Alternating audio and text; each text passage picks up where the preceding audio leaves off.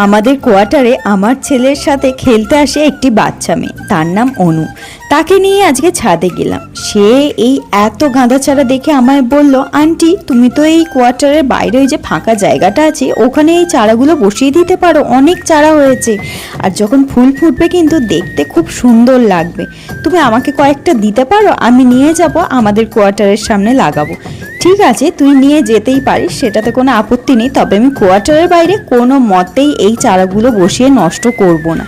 টবে না বসিয়ে মাটিতে বসালে এই গাছ নষ্ট হয়ে যায় বুঝি? আরে না না, সেরকম কোনো ব্যাপার নয়। বাইরের ওই কোয়ার্টারের বাইরে যে ফাঁকা জায়গাটা দেখছিস না, আমি বহুবার গাছ বসিয়েছি।